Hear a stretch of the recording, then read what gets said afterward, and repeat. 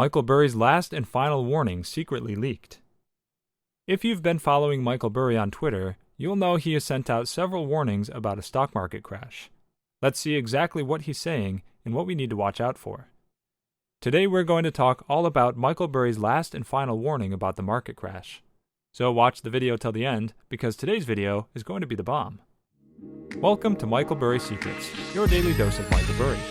If you're interested in everything around Burry, this is the place for you.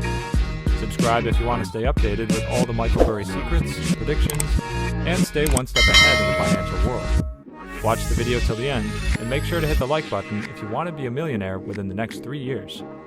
Don't forget to enable all notifications to join our weekly cash giveaway pinned in the comments. Now let's get to our topic.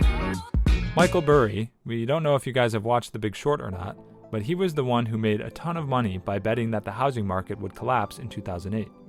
Fast forward 13 or so years, and he's sending another warning our way for us investors. He thinks that index investing, stock hype groups, and free money is causing the stock market to soar in terms of prices, and he warns that this may not be sustainable. Here's what he said. Speculative stock #bubbles ultimately see the gamblers take on too much debt. The market is dancing on a knife's edge. People say I didn't warn last time. I did, but no one listened. So I warned this time, and still no one listens. But I will have proof that I warned. So these are big words from someone who has a proven history of predicting correctly a market crash. Obviously, that's what he did back in 2008.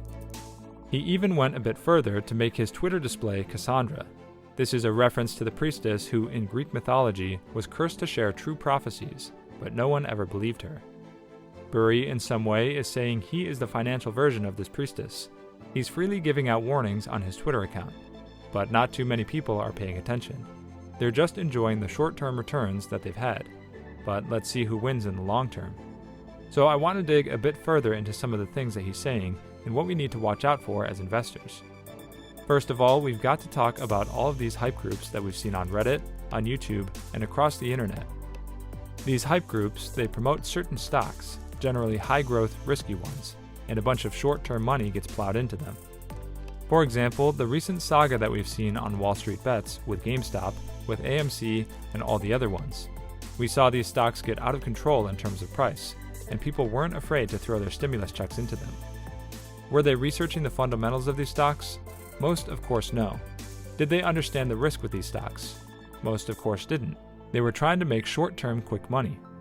Michael Burry, who actually invested in GameStop when it was cheap, was not happy with all of this so-called uneducated money going into GameStop. He said, "If I put GME on your radar and you did well, I'm genuinely happy for you. However, what's going on now, there should be legal and regulatory repercussions. This is unnatural, insane, and dangerous. And one of the reasons for this is just because there's so much free money floating around. We've seen the new $1.9 billion in stimulus checks come through. We've seen the Fed keep interest rates to pretty much all-time lows. This free money, a lot of it is entering the stock market, and a lot of it is entering these so-called meme stocks. Michael Burry clearly doesn't think that it's natural or sustainable, and I tend to agree with him on this point. The next thing that Burry talks about that is inflating stock prices is all of this passive investing. As he said, passive investing's IQ drain and #stonks group hype add to the danger. He said a while ago that index fund inflows are now distorting prices for stocks and bonds in much the same way that CDO purchases did for subprime mortgages more than a decade ago. The flows will reverse at some point, and it will be ugly when they do. Burry mentioned that central banks in Basel III have more or less removed price discovery from the credit markets, meaning risk does not have an accurate pricing mechanism in interest rates anymore. And now passive investing has removed price discovery from the equity markets. The simple theses and the models that get people into sectors, factors, indices, or ETFs in mutual funds mimicking those strategies, these do not require the security level analysis that is required for true price discovery. Many Americans thought things would be getting back on track by now, but instead what we have is an economy plagued by rampant inflation and broken supply chains. For months, industry experts have been alerting about the worsening supply chain crisis, but our leaders underestimated the severity of the problem, and now U.S. consumers are about to get absolutely shocked by the shortages they see. Instead of announcing a resolution, The White House just openly admitted that there will be significant shortages this holiday season, and warned that supply chain problems aren't going to get better anytime soon. Most Americans have never experienced such extensive shortages, and it's safe to say that the younger generation never even dreamed that they were possible.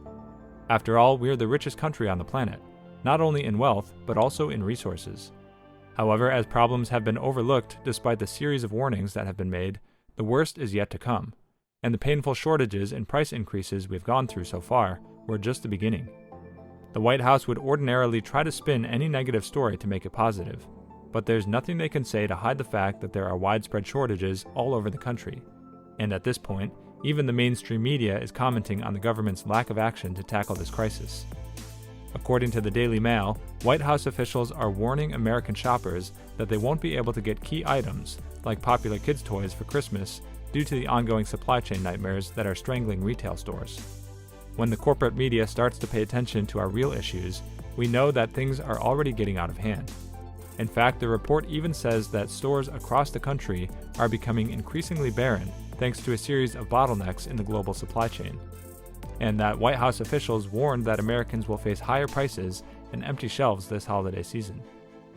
Right now, many goods that are manufactured in China, such as toys, appliances, and clothes, are stuck either in Chinese factories or in containers on board gigantic cargo ships that are waiting for a berth. The unprecedented port congestion has created a nightmare economic scenario where it has become impossible to meet the rising demand, even though there's supply available, which is driving inflation and, in turn, raising prices for U.S. consumers. President Biden did not comment on the issues at length, nor has he offered a solution for them. Earlier this year, he created a task force to tackle the issue, but so far they're yet to present a plan to fix the issues, the report highlighted.